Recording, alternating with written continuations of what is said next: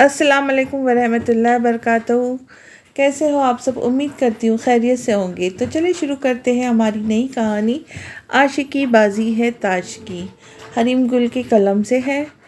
तो चलिए शुरू बढ़ते हैं आगे।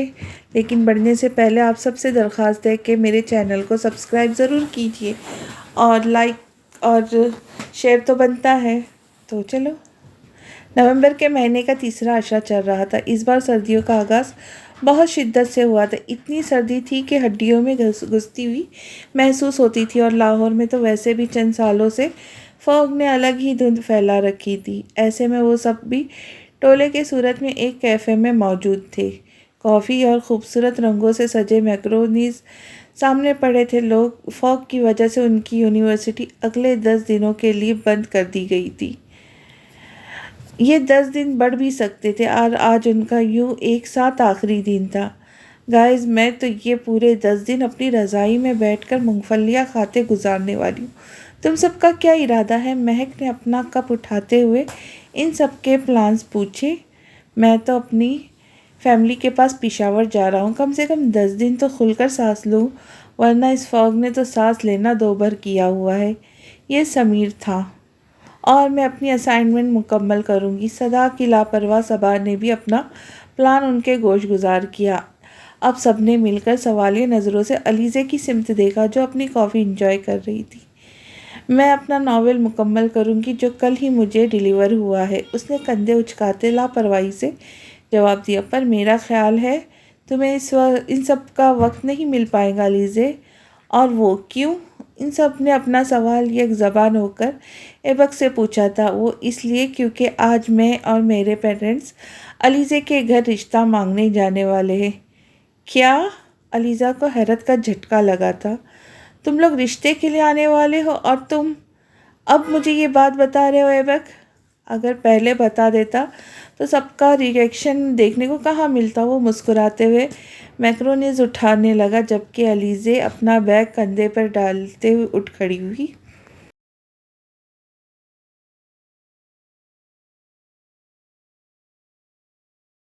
जल्दी चलो एबक, मुझे घर जाना है। इतनी भी क्या जल्दी? अभी बैठते हैं ना सबके साथ। एक्सक्यूज़ मी सर, मेरा रिश्ता आने वाला है आज, और मुझे 100 काम है। अभी के अभी घर चलो। वैसे भी मुझे बेस्ट लगना है, और हाँ, ख़ुद भी अच्छे से तैयार हो के आना। ये ना हो कि मैं रिजेक्ट कर दूँ। खैर, ऐसा तो हो ही नहीं सकता। चलो फ्रेंड्स, फिर मिलेंगे। और तुम सब इन 10 दिनों को ज़ाय करने की बजाय मेरी मंगनी में शिरकत की तैयारियां करो। और समीर, ख़बरदार जो तुम लाहौर से कहीं गए, अपने दोस्तों के लिए चंद दिन इसी हवा में सांस ले लो। Bye bye. वो दोनों उन्हें हाथ हिलाते दरवाजे की सिमत बढ़ गए थे। कितने लकी है ना ये दोनों। बिल्कुल लकी तो है। सबा ने हाँ में हाँ मिलाई, और वो अलीज़े और ऐबक के ही घर के पास रहती थी, और इन दोनों के साथ उसकी बचपन की दोस्ती थी। जितना वो दोनों उनकी फैमिली को जानती थी, उनमें से कोई नहीं जानता था। इन दोनों की फैमिलीज़ के आपस में ऐसे ताल्लुकात हैं जैसे आजकल सगे भाई बहनों में भी नहीं होते। ऐबक और अलीज़े के अब्बा दोनों कॉलेज के ज़माने से साथ हैं। पहले वो यहाँ लाहौर में हॉस्टल में थे, और फिर शादी के बाद गिलगिट में से अपनी फैमिली को लेकर लाहौर शिफ्ट हो गए, और सफदर फैमिली के बराबर के घर में ही आन बसे। पूरा मोहल्ला उनकी मोहब्बतों की मिसाल देता है। तो मतलब रिश्ता पक्का समझे? मेरे ख्याल से तो ये सब फॉर्मेलिटीज़ ही है। पक्का तो शायद कब से हो। तो चलो फिर हम भी तैयारियां स्टार्ट करते हैं। आफ्टर ऑल हमारे दो बेस्ट फ्रेंड्स की मंगनी है। अब वो दोनों अपने अपने फ़ोन पर झुकी ड्रेसेस ढूंढने लगी थी।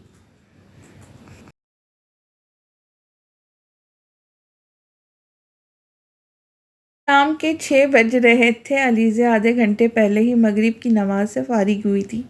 शाम की चाय के साथ पकोड़े और दही बल्ले बनाए, रोल और समोसे मंगवाने के बाद अब वो अपनी तैयारी में मसरूफ़ थी। साथ ही साथ ब्रेड के बैटर भी रेडी हो चुका था, जिसे मेहमानों की आमद के बाद ओवन में रखा जाना था। किचन के तमाम कामों के बाद अब वो अपनी तैयारी में मसरूफ़ थी, और होती भी क्यों ना, आज उसका ही तो दिन था। अलमारी में आधे घंटे तक सर देने के बाद वो एक जोड़ा मुंतखब कर चुकी थी। अपना नया सिला खुद्दर का जोड़ा पहने, और आँखों में काजल और हल्का फुल्का टेंट लगाने के बाद उसकी तैयारी मुकम्मल थी। हाफ बालों को कैचर लगाया गया था। ये सफदर साहब का 8 मरल्ले पे बना डबल स्टोरी घर है, जहां वो अपनी अहलिया नरमीन, बेटे उमर और दोनों बेटियों अलीज़े और मनीज़े के साथ इस घर में रहते, जबकि ऊपर का पोर्शन रेंट पे दिया गया है। सफदर मलिक का प्रॉपर्टी का बिजनेस है और पर वो हमेशा से अपनी फैमिली के साथ अमेरिका शिफ्ट हो जाना चाहते। उनकी इस दिलेना ख्वाहिश में हमेशा ही कुछ ना कुछ आड़े आ जाता है। अब हम चलते हैं दूसरी तरफ, एक जहांगीर के घर, जिसकी दीवार सफदर मलिक के घर से बड़ी हुई थी। इन दोनों का घर लाहौर के एक कॉलोनी में है, जहां सब घर तकरीबन एक ही तर्ज से बने हुए। जहांगीर का घर भी सफदर मलिक के घर जैसा है, पर फ़र्क ये है कि जहांगीर खान का घर उनका अपना नहीं है, बल्कि ये घर उनके एक अमीर कज़िन का है, जहां वो पिछले 22 सालों से मकीन है। इस घर के निचले पोर्शन में कोई और फैमिली किराए पर रिहाइश पजीर है, जबकि ऊपर के पोर्शन में जहांगीर खान अपनी अहलिया फातिमा और इकलौते बेटे ऐबक के साथ रहते हैं। जहांगीर एक प्राइवेट फर्म में मैनेजर की पोस्ट पर तैनात है। चले भी अम्मू, हमें देर हो रही है। बेटा बस तुम्हारे बाबा आ जाए फिर निकलते हैं। और ये क्या, फिर तुमने ये काली शलवार कमीज़ पहन ली? आज तो कोई और रंग पहनते बेटा, ताकि कुछ मुख्तलिफ लगते। अब वो उन्हें क्या बताता कि अलीज़े उसे इसी रंग में देखना चाहती है। वो नॉवेल्स की दीवानी लड़की थी और उसके पढ़े जाने वाले तकरीबन हर नावल के हीरो का यही गेटअप होता था, जिसे पढ़ते वो हमेशा ऐबक को ही इमेजिन करती थी। घंटी की आवाज़ पे वो अपने ख़्यालों से बाहर आया था। बाबा पहुंच चुके थे और अब वो अपने बचपन की ख्वाहिश के पूरे होने में बस चंद कदम और दूर था। अलीज़े उसकी और वो अलीज़े का होने वाला था। खुशकिस्मती उनके दरवाजे पे खड़ी उनके कदम चूमने को बेताब थी। पूरे 7 बजे सफदर मलिक अपने घर का दरवाज़ा खोलते अंदर दाखिल हुए थे। साथ ही उन्होंने नरमीन की तलाश में निगाहें दौड़ाई थी, जबकि चाय बनाती मनीज़े अपने अब्बा को देखते हुए उन तक आई थी। क्या हुआ अब्बा, दरवाजे में क्यों रुक गए? तुम्हारी माँ कहाँ है? वो तो अंदर ड्राइंग रूम में है। जहांगीर चाचू और अपनी फैमिली के साथ आए हुए हैं। ओह, जहांगीर आया हुआ, चलो अच्छा ही हुआ, वरना उसे बुलवाना पड़ता। ये लो, ये मिठाई का डब्बा पकड़ो, अच्छे से प्लेट में डालकर अंदर ले आओ। चाय के साथ मनीज़े को मिठाई पकड़ाते हुए अंदर की सिमत बढ़ गई। यार, सबको क्या हो गया, जो आ रहा है मिठाई ला रहा है। हालांकि सब जानते मुझे मिठाई बिल्कुल नहीं पसंद। भाई, मिठाई लाना है तो ब्लैक फॉरेस्ट केक ले आओ, वो भी तो मिठाई होता है। पर नहीं जी, सबको मिठाई ही लानी है। चल मनीज़े, डालिए रंग बिरंगी गोलियाँ। सफदर हाउस के ड्राइंग रूम में वो सब खुशगपियों में मसरूफ़ थे। इन हंसते चेहरों पे 2 चेहरे ऐसे भी थे, उनके चेहरे खुशी से सुर्ख पड़ रहे थे। अलीज़े पर चोर नज़रों से ऐबक को देखते फातिमा की बातों का जवाब दे रही थी। साथ ही पूरे घर में धीमी धीमी बनाना ब्रेड की महक फैल रही थी। शायद अब वो भी तैयारी के मराहिल पे थी, जबकि दरवाजे पे खड़ी खुशकिस्मती अंदर आने को बेचैन थी। तो होती ही रहेंगी सफदर, पर हम जिस मकसद के लिए आज यहाँ आए हैं, क्यों ना अब उस पर बात कर ली जाए। बालाखिर जहांगीर खान अपने मतलब की बात पर आए थे। हाँ हाँ, ज़रूर करो, इससे पहले मुंह मीठा करो। मंजिल से ट्राली घसीट कर अंदर लाते देखकर उन्होंने प्लेट की तरफ इशारा करते कहा, मंजिल से जहांगीर चाचू को मिठाई दो। ऐबक और भाभी, आप भी ले, अभी तो हमने बात भी नहीं की और मिठाई पहले ही खिला रहे हो। वो अपने दोस्त को देखते मज़ीद खुश हुए थे। ऐसे कैसे हो सकता था? वो उनके आने का मकसद जान गए हो। उनका साथ कहीं दुहाइयों पुराना था। वो हमेशा एक दूसरे के साथ खड़े रहते थे, बिना कुछ एक दूसरे के दिल की बात जान लेने वाले थे। इस बार भी ऐसा ही हुआ था क्या? वाकई इस बार भी ऐसा ही हुआ था। मनीज़ा ने मिठाई की प्लेट अब ऐबक की सिमत बढ़ाई थी, जिसमें से सफ़ेद बर्फ़ी उठाते उसने अभी मुंह में रखी थी कि सफदर मलिक ने वहाँ मौजूद लोगों के सर पर बम फोड़ा। मैंने अपनी बेटी अलीज़े का रिश्ता तय कर दिया है और ये मिठाई इसी खुशी में है। ये बताते हुए उनके चेहरे की खुशी निधनी थी। ऐबक को अपने मुंह में रखी बर्फ़ी किसी करेले की मानिंद कड़वी लगने लगी थी, जबकि दूसरा गुलाब जामुन उठाने की गर्ज से बढ़ता जहांगीर खान का हाथ वहीं थम गया था। फातिमा ने बेचैनी से हाथ मसले थे और अलीज़े के चेहरे का रंग फक हुआ था। दूसरी तरफ इन सब की गैर होती हालत से बेखबर नरमीन ने अपने शौहर से बस एक ही सवाल किया था, किससे?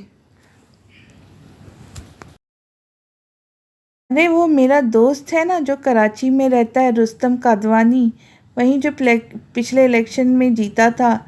जहांगीर तुम तो मिले हो ना उससे, उसी का बेटा है, अमेरिका में रहता है। उसने यूनिवर्सिटी से एमबीए करने के बाद अपना कारोबार कर रहा है।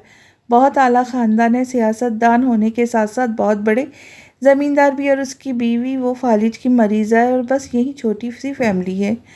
वो इस लड़के और उसके ख़ानदान की तारीफ़ों में रत्बुल लिसान थे, जबकि एक को अपना दम घुटता हुआ महसूस होने लगा था। तभी गैर महसूस अंदाज में उसने अपने कमीज़ का ऊपरी बटन खोला तो साथ ही नज़र अलीज़े पे पड़ी थी, जो टुकुर टुकुर अपने माँ बाप की तरफ देख रही थी।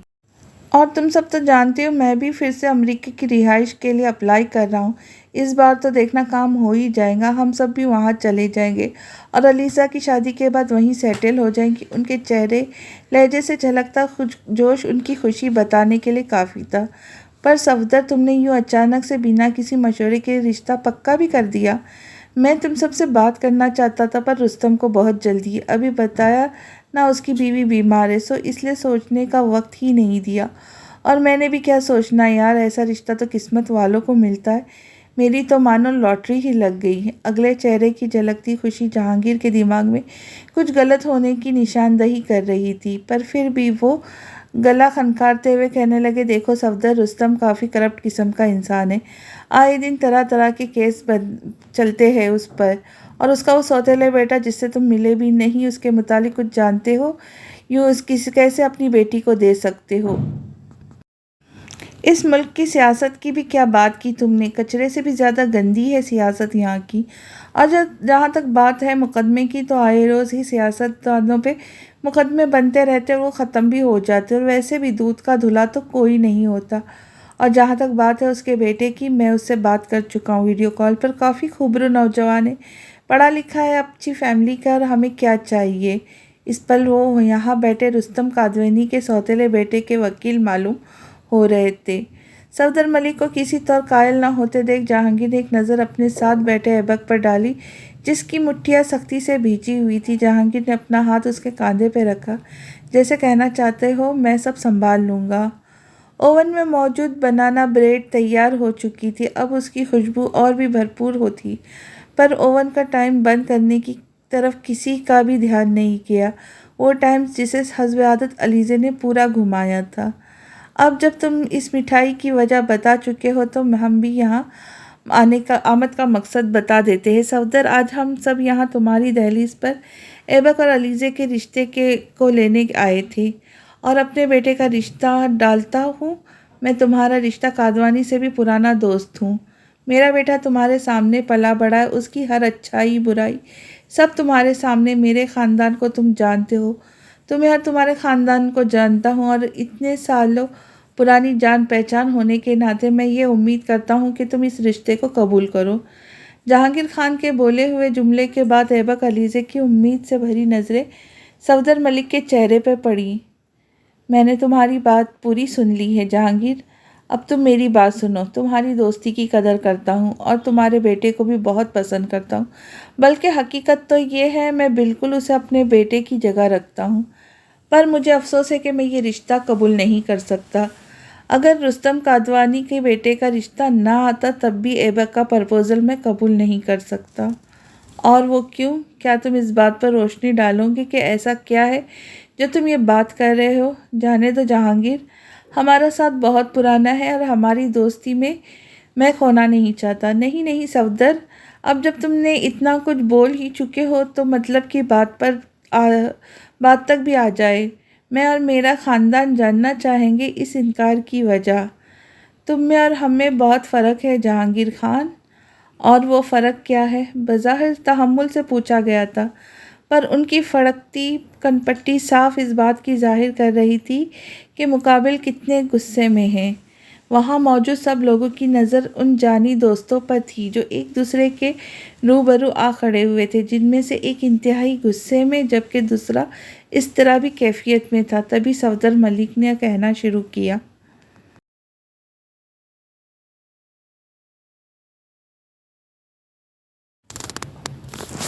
कल्चरल डिफरेंस है हमारे बीच, मैं इस डिफरेंस को नहीं मानता।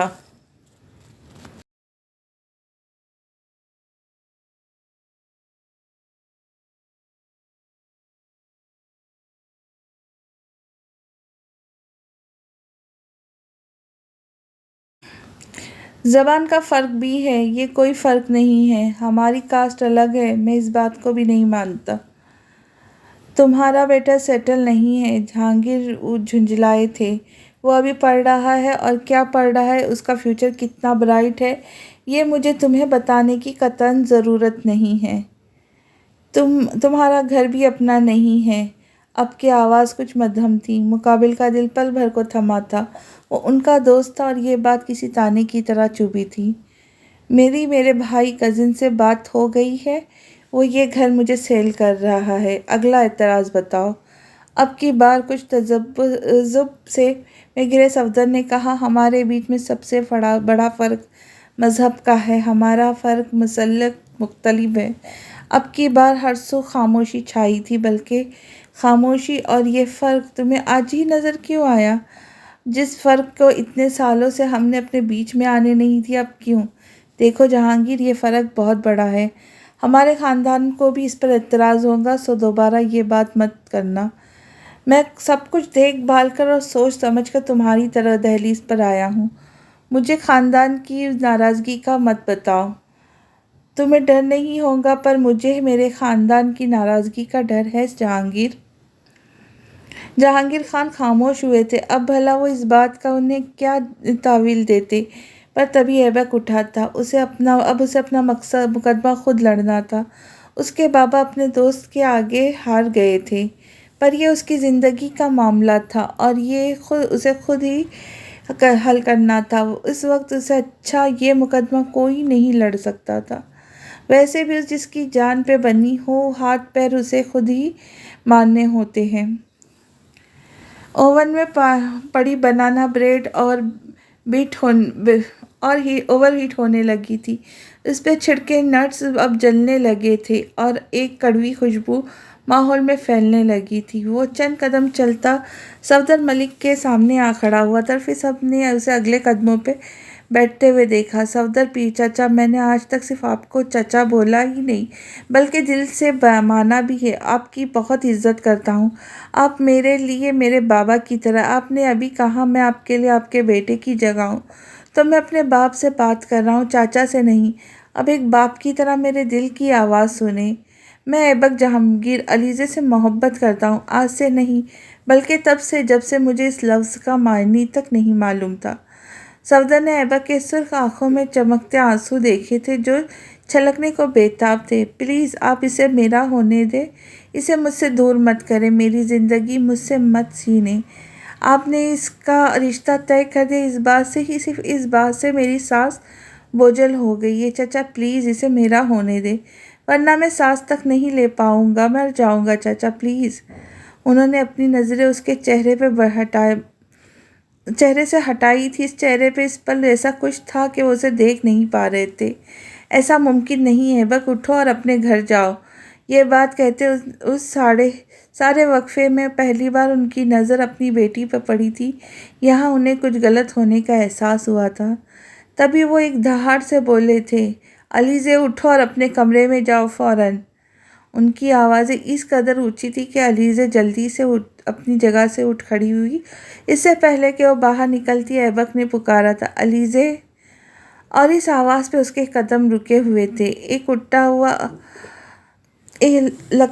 हुआ अब उसके करीब गया था। अलीज़े ऐबक उठता हुआ अब उसके करीब गया था। अलीज़े का हाथ थामते सफदर मलिक के सामने आ खड़ा हुआ था। उन्हें सामने देखकर अब वो भी अपनी नशिस्त से उठे थे और उनकी देखा देखी वहाँ मौजूद सब लोग ही खड़े हो चुके थे। सफदर चाचा, मैं और अलीज़े एक दूसरे से मोहब्बत करते हैं। ऐसा नहीं हो सकता। उनकी आवाज़ काँपी थी। ये सोचने लगे थे आखिर कब अलीज़े ने उसे भाई कहना छोड़ा था और ये सब कहाँ से और कैसे शुरू हुआ था आखिर। बताओ अलीज़े, अपने अब्बा को बताओ। तुम भी मेरा साथ चाहती हो, तुम भी चाहती हो मुझे, तुम भी मोहब्बत करती हो मुझसे। बताओ इन्हें, कहो इनसे। ये क्या कह रहा है अलीज़े? इनकी आंखों से शोले निकल रहे थे। अलीज़े का सर झुका था। अगर वो इस पल उनकी आंखें देख लेती तो शायद वहीं रह जाती। अब अब्बा, मैं ऐबक का साथ चाहती हूँ। और बस यहाँ उनकी बस हुई थी और उनका हाथ उठा था जो अलीज़े के चेहरे पे निशान छोड़ने को बेताब था, पर वो हाथ रास्ते में ही रोक लिया था। सफदर मलिक फटी फटी आंखों से ऐबक को देख रहे थे। जहांगीर कुछ करीब आए थे। नरमीन का हाथ अपने दिल पे गया था। मनीज़े अपने अब्बा को ज़िंदगी में पहली बार इतने गुस्से में देखकर कमरे से बाहर भागी थी। एक फातिमा थी जो हिल भी ना पाई थी। अपना हाथ ऐबक के हाथ से एक झटके से छुड़वाते वो अलीज़े को बाजू से थामते ड्राइंग रूम से बाहर ले गए थे। उन्होंने अपनी इतनी सख्ती से अलीज़े के बाजू थामा हुआ था, उसे उनकी उंगलियां अपने बाजू में धंसती हुई महसूस हुई थी। अलीज़े को उसके कमरे में ढकेलने के बाद अब उनका रुख उस कमरे की तरफ सिमत था जहाँ सब हैरत का मुजस्समा बने खड़े थे। एक बार फिर से अंदर दाखिल हुए। वो धाड़े थे। अच्छा सिला दिया है जहांगीर तुमने मुझे मेरी दोस्ती का। मैंने तुम पे तुम्हारे बेटे पर एतबार किया, अपनी बेटी की जिम्मेदारी उसे उसका भाई समझते हुए थमाई, पर ये मेरी बेटी को मेरे सामने खड़ा कर रहा है। मेरी बात सुनो सफदर, थोड़े ठंडे हो जाओ। जवान बच्चे, इन पर ऐसे सख्ती मत करो। तुम मुझे मत सिखाओ मुझे क्या करना है। अलीज़े मेरी बेटी है, मैं जानता हूँ मुझे इसे किस तरह ट्रीट करना है। वैसे भी ये मेरे घर का मामला है। तुम अपने बेटे को लो यहाँ से और जाओ, और दोबारा ये मुझे इस घर के आसपास भी ना दिखे, समझे? वरना मैं भूल जाऊँगा ये कभी मुझे मेरे बेटे की तरह अजीज़ था। चचा मेरी बात, खबरदार, मैं कोई चाचा नहीं हूँ तुम्हारा, और जिस दोस्ती की बुनियाद पे तुम ये रिश्तेदारी बना रहे हो वो दोस्ती भी आज से ख़त्म समझो। आप सब यहाँ से जा सकते हैं। चेहरे पे बला की सख्ती थी और लहजे में भी किसी नरमी का कोई नामो निशान नहीं था। पर चचा, चलो ऐबक। बाबा मुझे अभी बात करनी है। मैंने कहा चलो अभी। अब की बार ऐबक का बाजू था और जहांगीर का हाथ वो उसे खींचते हुए ले जाने लगे थे। थोड़ी देर पहले जिस कमरे में हंसी की आवाज़ गूंज रही थी अब वहाँ हो का आलम था, और जो खुशकिस्मती दरवाजे पर दस्तक देने को बेकरार थी बोझल कदमों से वापस मुड़ गई थी। माजी, कितनी बोरिंग लव स्टोरी है ना हमारी ये बक। ना कोई जालिम समाज है बीच में, ना कोई मसला, ना ही मसाइल। रात के 9 बजे वो छत पर बैठे हुए थे। अलीज़े की नज़रें सितारों के झुरमुट पे थी, जबकि एक हाथ में कुछ नोट्स थे और वो अलीज़े को समझा रहा था। तो तुम क्या चाहती हो? हमारे भी जालिम समाज आ जा खड़ा हो? हाँ तो और क्या, कोई मोहब्बत करने का मज़ा तो आए। ये क्या हमें पहले ही हमारी मोहब्बत का अंजाम पता है? तुम्हारी अम्मू का इरादा मैं बता चुकी है, और उनके इस सवाल पर मेरे पेरेंट्स का क्या रद्द-ए-अमल होगा वो भी मुझे पता है। फ़र्ज़ करो अलीज़े तुम्हारे पेरेंट्स इनकार कर दे तो? हाँ हाँ हाँ, वेरी फ़नी। ये बात तो मैं फ़र्ज़ भी नहीं कर सकती, क्योंकि मेरी मम्मी जान देती है तुम पे, और मेरे अब्बा के आंखों के तारे हैं आप जनाब। और तुम देखना, चची की बात करते ही हाँ कर देनी है दोनों ने, शर्त लगा लो। फिर तो वाकई ये काफ़ी बोरिंग सी लव स्टोरी है। फिर क्या करें इसे इंटरेस्टिंग बनाने के लिए? मैंने कुछ सोचा है बक। इसी पल उसके चेहरे पर एक शरारत सी मुस्कुराहट थी। अल्लाह खैर करे, जब जब तुम कुछ सोचती हो मुझे बड़ा महंगा पड़ता है। हाथ में पकड़े नोट्स ऐबक ने मरोड़े थे। जब मम्मी मुझसे तुम्हारे प्रपोजल के मुतालिक पूछेंगी तो मैं सीधे सीधा कह दूंगी कि मम्मी आप ऐसा कैसे सोच सकती है, मैं ऐबक से शादी करूंगी। मैंने कभी उसे उस नज़रों से नहीं देखा, मैं तो इसे अपना भाई। होल्ड ऑन, इतनी एक्टिंग की ज़रूरत नहीं, और ये भाई शाही मत बोलो। मैं कौन सा सच में समझ लूँगी। मैं तो बस अपनी कहानी को इंटरेस्टिंग मोड़ देना चाहती हूँ। अलीज़े तुम्हारी ये कहानी पढ़ने की आदत किसी दिन मुझे ले डूबेगी।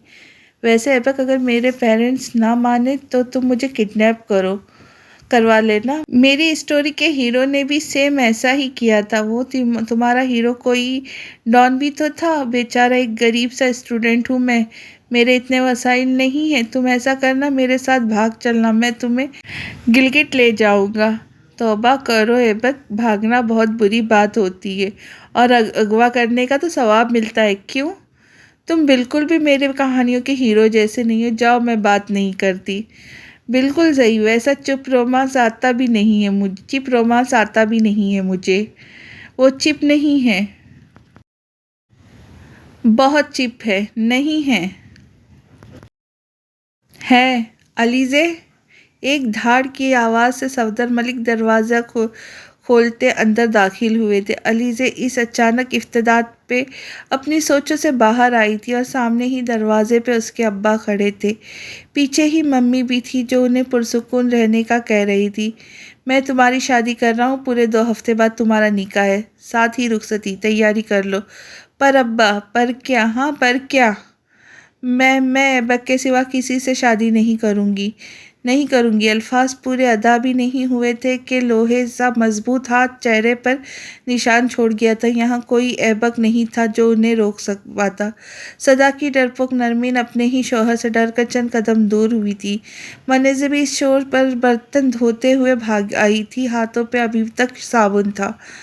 हक्की बक्की सी अलीज़े चेहरे पे हाथ रखे खड़ी थी। दोबारा इस लड़के का नाम तक भी तुम्हारी ज़बान पर ना आए। सुना तुमने?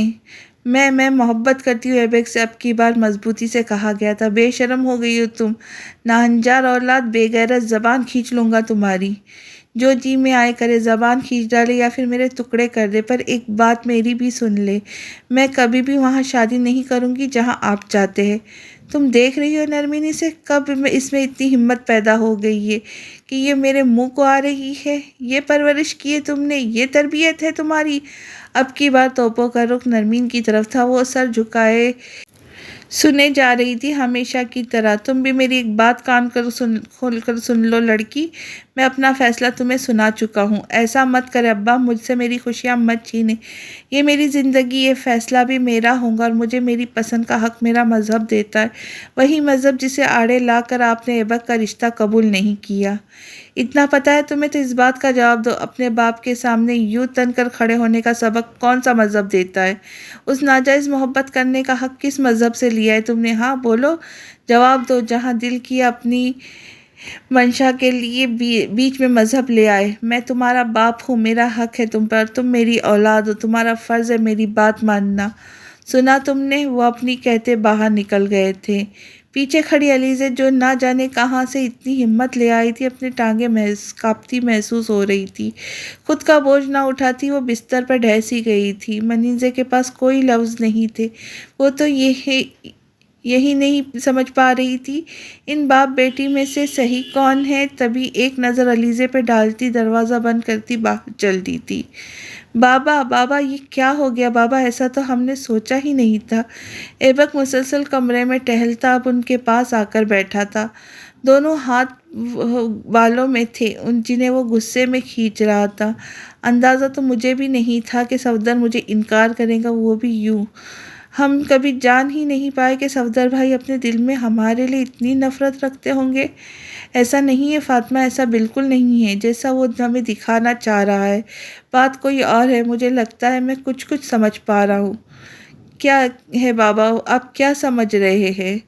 रुस्तम कादवानी बड़ी आसामी है। उसने यकीनन कोई सब्ज़ बाग दिखाया है सफदर को, और जो फिर से अमेरिका अमेरिका कर रहा है, मुझे तो सहारा चक्कर इसी बात का लग रहा है।